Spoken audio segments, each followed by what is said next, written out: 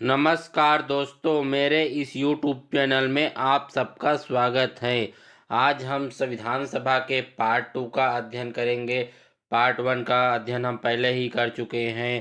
पहले पार्ट में हमने देखा था संविधान सभा के गठन के बारे में, सदस्यों का चयन किस आधार पर हुआ था इसके बारे में, निर्वाचन पद्धति क्या थी इसके बारे में, कुल सदस्यों की संख्या के बारे में पढ़े थे। संविधान सभा में छत्तीसगढ़ के कौन कौन सदस्य थे इसके बारे में पढ़े थे। संविधान सभा की बैठकों के बारे में पढ़े थे, कितने बैठकें हुई थी इसके बारे में। आज के वीडियो में हम संविधान सभा के समितियों के बारे में जानेंगे। तो चलिए देखते हैं संविधान सभा की समितियां। उस समय कुल 8 बड़ी समितियां थी और कुछ अन्य छोटी समितियां थी। 8 जो बड़ी समिति थी वे ही महत्वपूर्ण थे। पहला है संघ शक्ति समिति, इसके अध्यक्ष थे पंडित जवाहरलाल नेहरू। दूसरा है संघीय संविधान समिति, इसके अध्यक्ष थे पंडित जवाहरलाल नेहरू।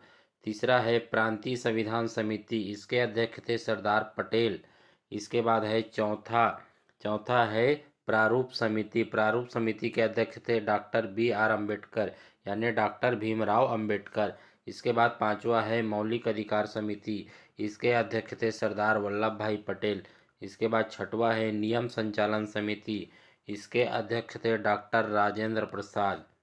सातवां है समझौता समिति। समझौता समिति जो था देशी रियासतों में समझौता कराने वाली समिति थी, इसके अध्यक्ष थे पंडित जवाहरलाल नेहरू। इसके बाद है आठवां संचालन समिति। संचालन समिति के अध्यक्ष थे डॉक्टर राजेंद्र प्रसाद। इस प्रकार पंडित जवाहरलाल नेहरू 3 समितियों के अध्यक्ष थे, सरदार वल्लभ भाई पटेल 2 समितियों के अध्यक्ष थे, डॉक्टर राजेंद्र प्रसाद 2 समितियों के अध्यक्ष थे और डॉक्टर भीमराव अम्बेडकर 1 समिति के अध्यक्ष थे। इसके बाद देखते हैं प्रारूप समिति। प्रारूप समिति इन सभी समितियों में सबसे महत्वपूर्ण था। इसका गठन 29 अगस्त 1947 को किया गया था।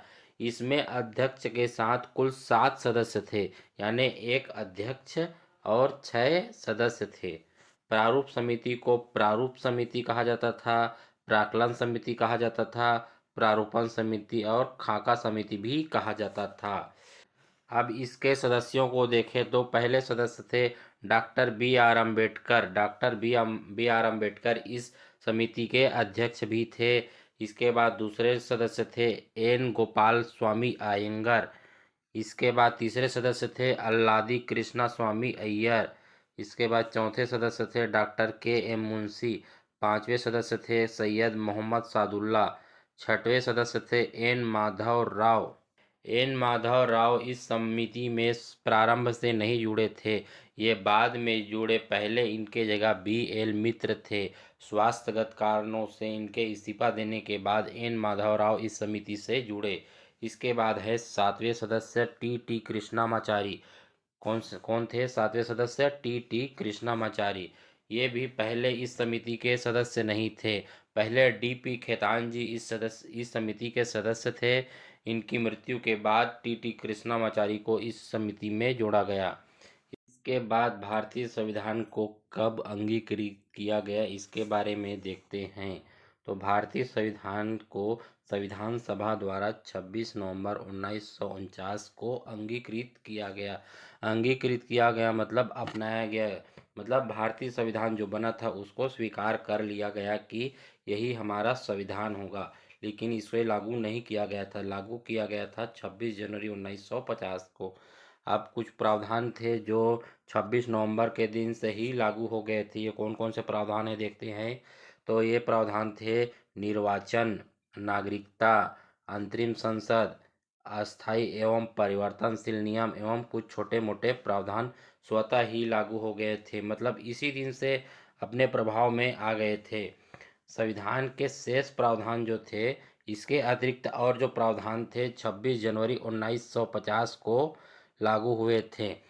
जो अनुच्छेद 26 नवंबर के दिन से ही लागू हो गए थे उसके बारे में देखें तो ये अनुच्छेद थे 5वां, 6वां, 7वां, 8वां, 9वां, उसके बाद 60, 324 और 366, 379, 380, 388, 391, 392 और 393, ये जो अनुच्छेद थे स्वतः ही लागू हो गए थे।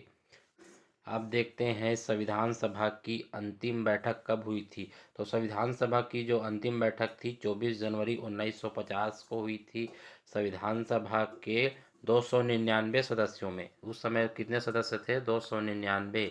तो 299 सदस्यों में से 284 सदस्यों द्वारा संविधान में हस्ताक्षर किया गया था। इसके बाद आगे चले तो डॉक्टर राजेंद्र प्रसाद को राष्ट्रपति बनाया गया है।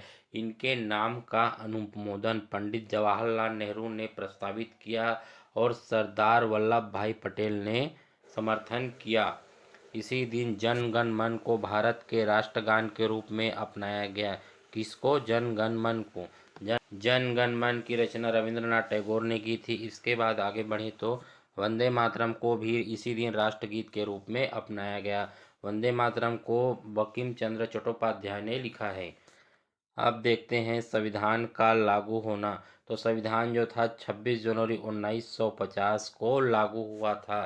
तो 26 जनवरी के ही दिन को चुनने का कारण था कि 1930 में भारतीय राष्ट्रीय कांग्रेस ने लाहौर अधिवेशन में दिसंबर 1929 में पारित हुए संकल्प के आधार पर पूर्ण स्वराज दिवस मनाया था। तो इस दिन को यादगार बनाने के लिए 26 जनवरी को ही संविधान लागू किया था। इसके बाद आगे चले तो 26 जनवरी 1950 से मतलब जिस दिन संविधान लागू हुआ था उस दिन से 1952 के प्रथम आम चुनाव तक संविधान सभा के सदस्यों ने ही अंतरिम संसद के रूप में कार्य किया। मतलब जो सदस्य थे वही सांसद के रूप में कार्य किया। इसके बाद आगे चले तो राष्ट्रीय प्रतीक को राष्ट्र की सील मुहर के रूप में अपनाया गया। भारत के संविधान को बनने में कुल 2 वर्ष 11 माह 18 दिन लगे थे और इसके संवैधानिक सलाहकार थे B.N. राव। संवैधानिक सलाहकार कौन थे? B.N. राव। तो दोस्तों आपको यह वीडियो अच्छा लगा हो तो वीडियो को लाइक करें, शेयर करें और चैनल को सब्सक्राइब करें। धन्यवाद।